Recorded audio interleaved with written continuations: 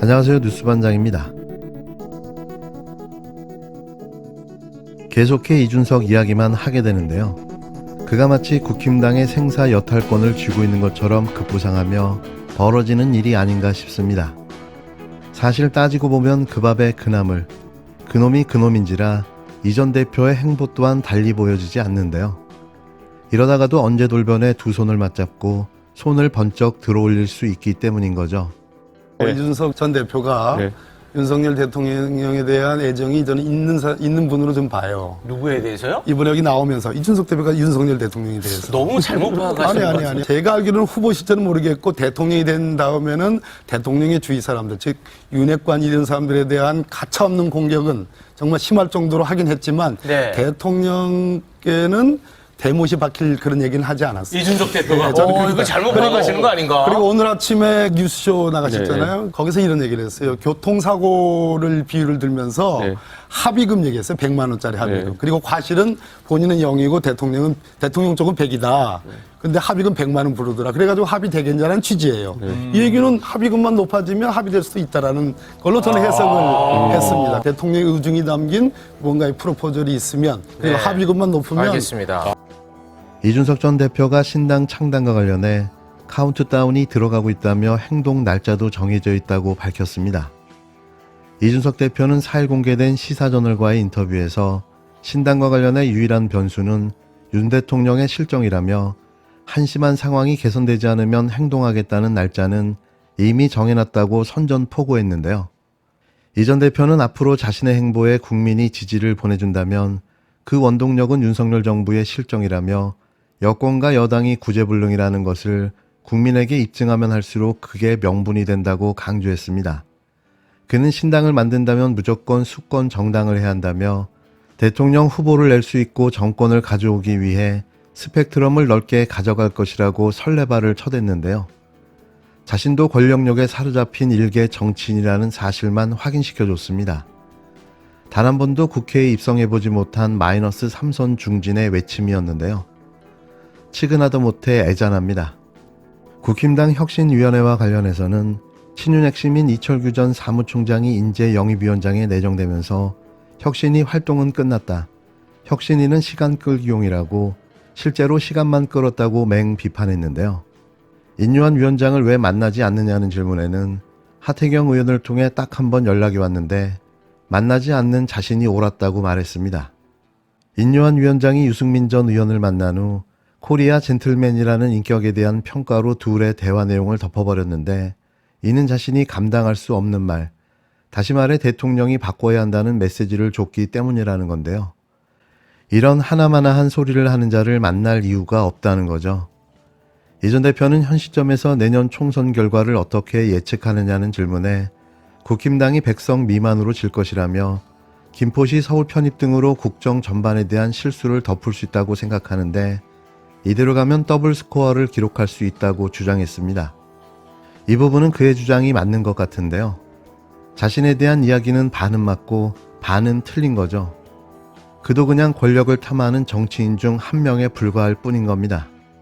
오늘은 이상하게 이준석 특집이 되어버렸는데요.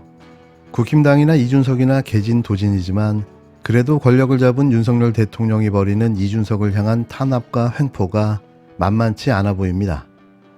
웬만한 야당 정치인을 능가하는 압박과 회유가 진행되는 듯 보여지는데요. 그런데 이게 통할까요? 과연 이준석은 어떤 선택을 할까요?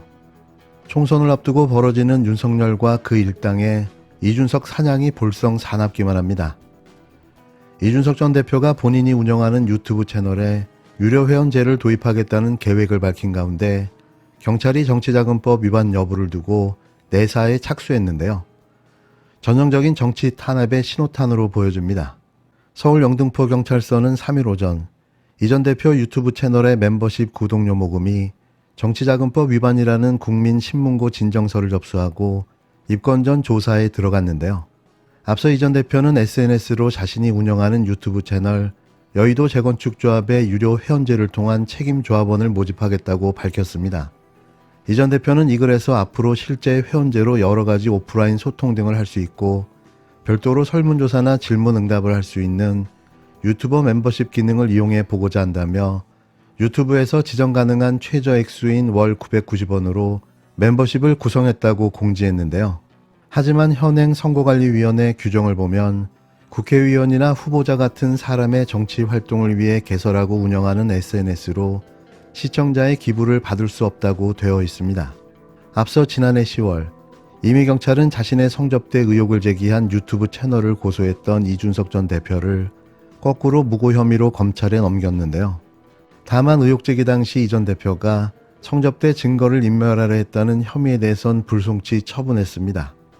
최근 신당 창당이 카운트다운에 들어갔다고 밝힌 이준석 전 대표는 12월까지 윤석열 대통령의 국정운영 기조에 변화가 없으면 신당을 만들겠다는 계획을 밝혔는데요.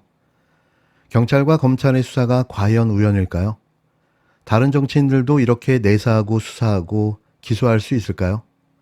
한쪽에서는 통합을 외치면서 한쪽에서는 마삼중 제거 작전이 벌어지고 있는 거죠. 이게 그 유명한 윤석열의 양두구육인 겁니다. 하지만 또 모르죠.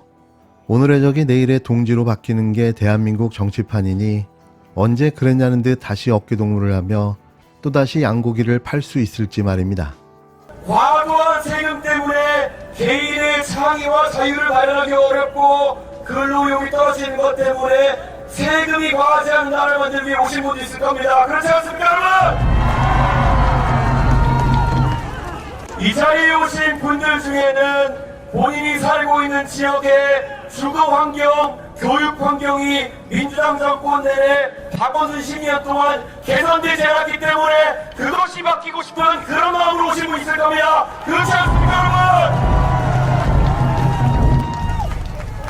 저는 이런 모든 국민들의 꿈을 담아서 저희 국민의힘과 윤석열 후보가 3월 9일에 꼭 승리를 만들어내겠습니다라고 말씀드리겠습니다.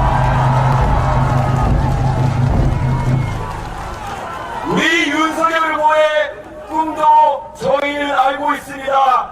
공정하고 정의롭고 자유로운, 그리고 누구나 열심히 일했는데 추미애 장관 같은 사람이 괴롭혀서 자기 일을 하지 못하는 그런 상황이 발생하지 않도록 공직기강을 바로잡는 그런 사회를 만드는 것이 윤석열 꿈 아닙니까, 여러분?